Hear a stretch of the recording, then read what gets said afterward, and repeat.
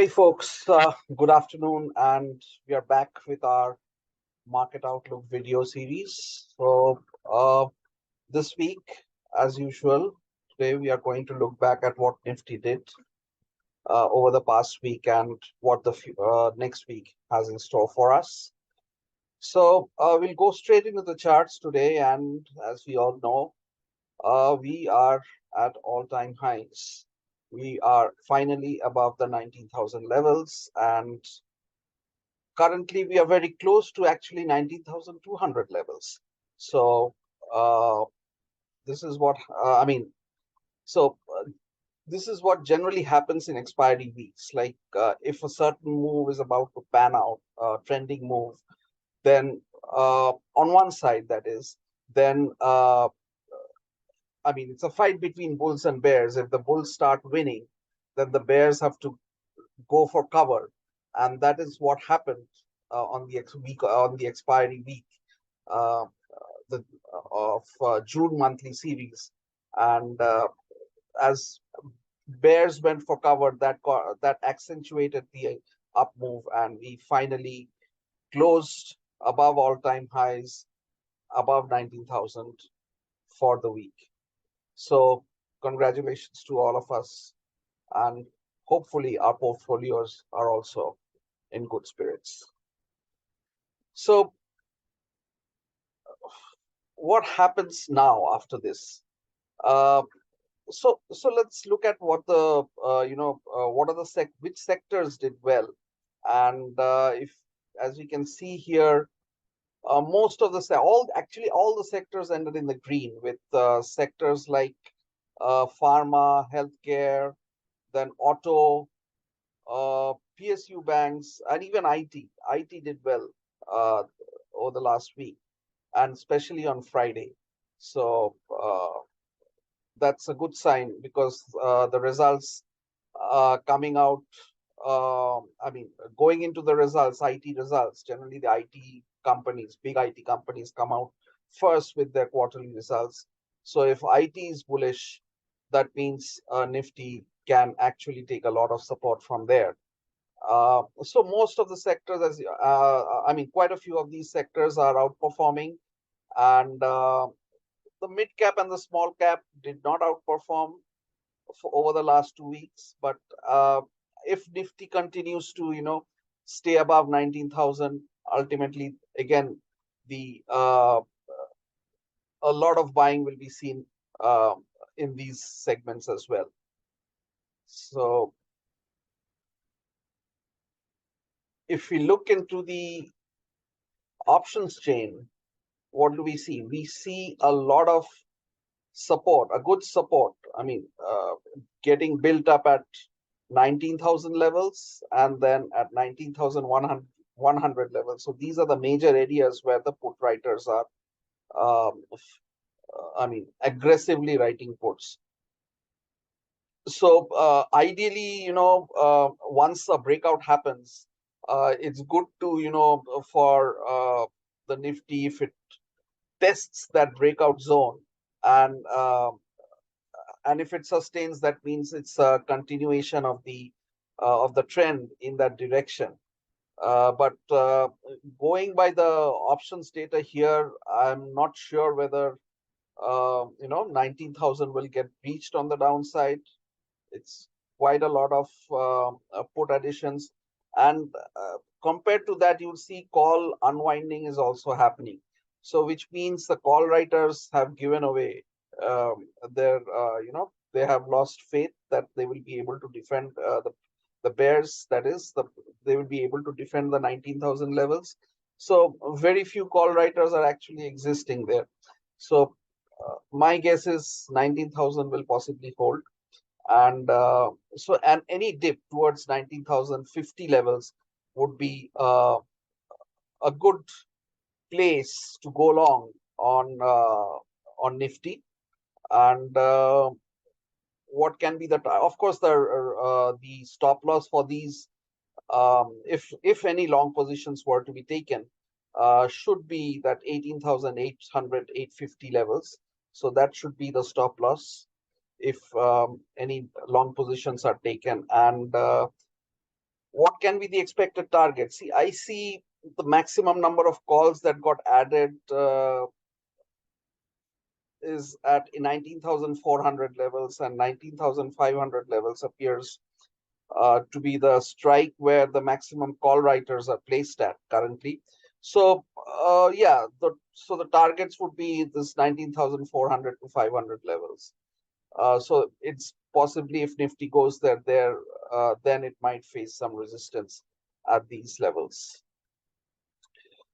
So today, just hold on till the end of the video because I have a small gift for you, and it's actually because we have just um, uh, finished or just completed our first quarter of of services to help you with your equity journey, equity investment journey, that is. And we are very thankful to all those who have shown faith in us and are continuing to show faith in us um, in their, with their equity investments. So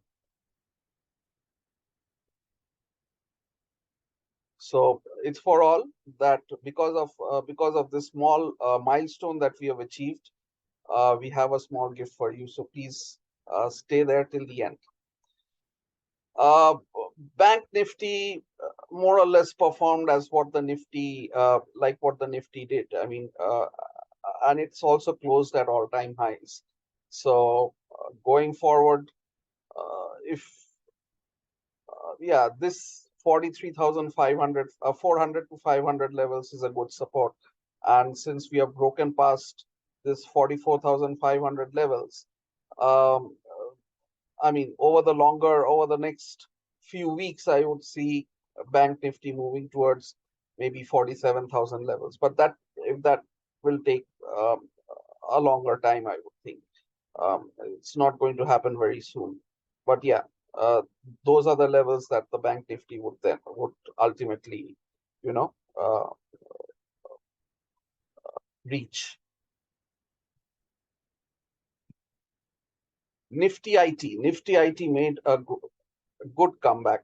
See, this is the over this last few days. It made a small base and at around 28,500 with the low at 28,500, and now it has come out of this small rectangular consolidation and above 29,100 levels. It has broken above that, and it's currently at 29,600, and it can move towards 30,100 where there is the next pivot resistance.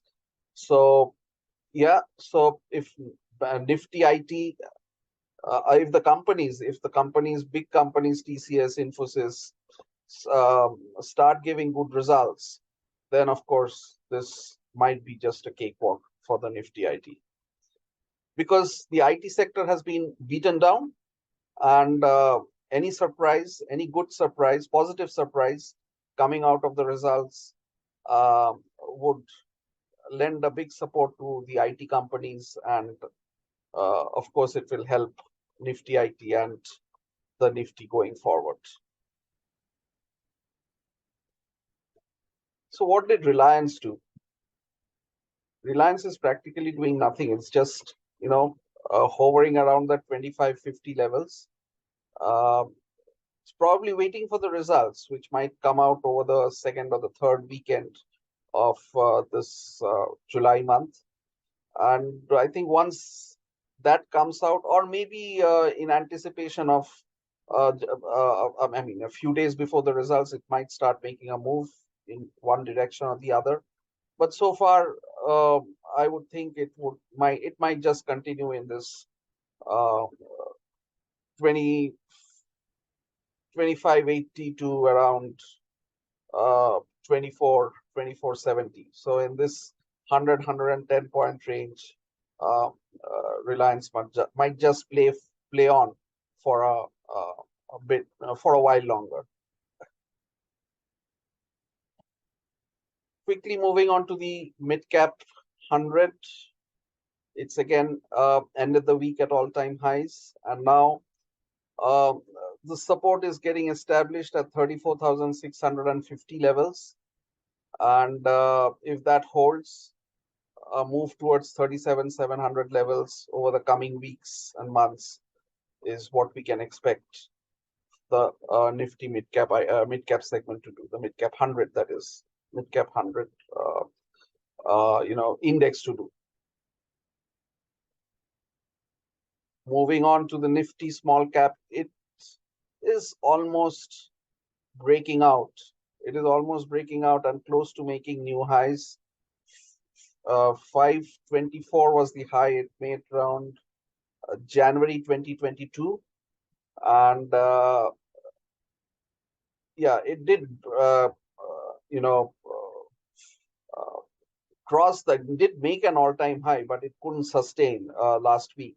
But this week it closed at 559 levels, and above 560, above 600 level, above 10,600 levels is what it needs to cross to make a move towards 10,800. And if this were to get crossed, then of course a further move towards 12,000 levels is what we see for the small cap index.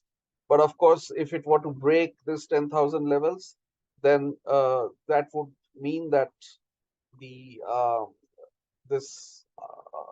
this breakout will get punctured. Is getting punctured, and then of course a bearish trend might start. But till that were to happen, but as long as we are holding, we are getting past or holding above these levels, that is 10,000 levels for the small cap index, we are good, and we can expect newer highs coming in this counter as well, in this segment as well. So we've covered most of the indices and the major indices that we generally cover in our weekly outlook. And now for the small gift that I had promised you earlier. So this particular stock that I'm going to talk about, I had recommended this as part last week in our momentumizers. Not last week, actually. It's during Thursday that we did because it was a holiday, and so we looked at a lot of charts and finally picked up 5 companies or 5 stocks for our paid subscribers, and we have picked one to share with you, so that you also get to know of the type of research that we do, and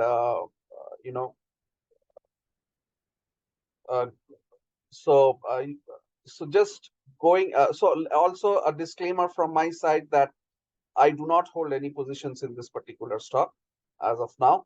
And since we have recommended this stock to our clients might be holding, some of them, that is, might be having some positions in this particular company.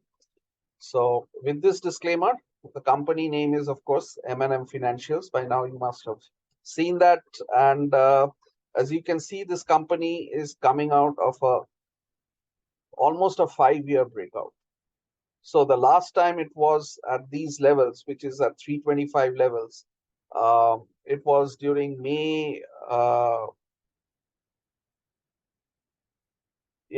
May 2018.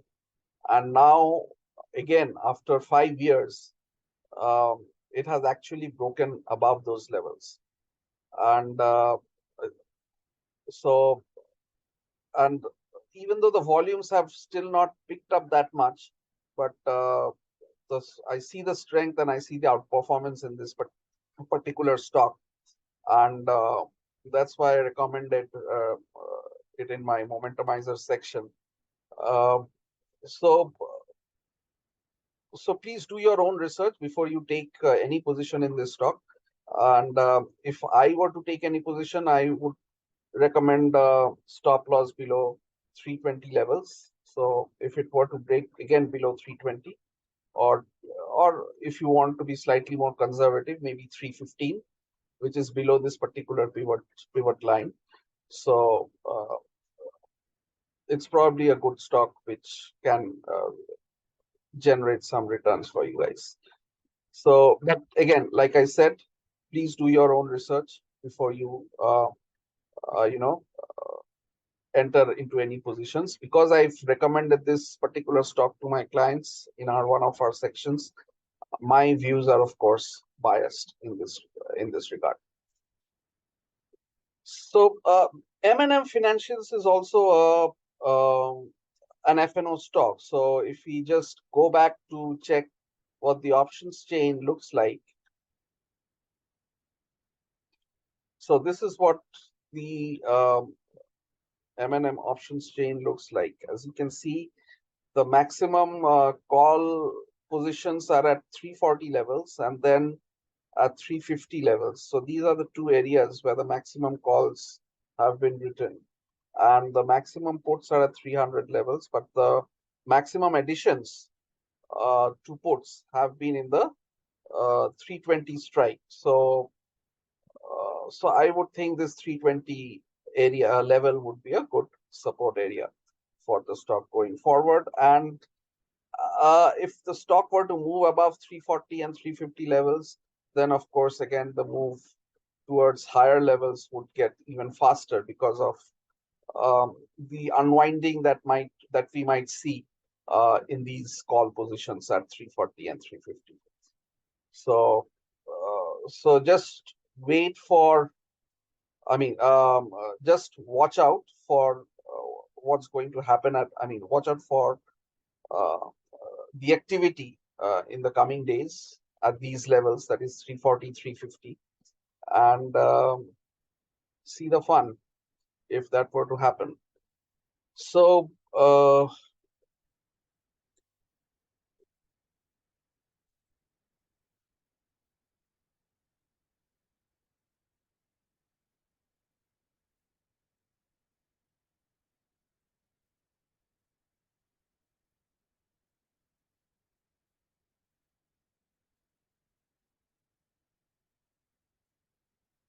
sorry, I think I lost the line somewhere.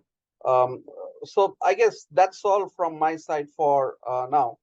Um, Hope you like our content, and if you like our content, then please share with your friends and colleagues, and you know, uh, and thanks for watching. Thanks for watching. Thanks for your time.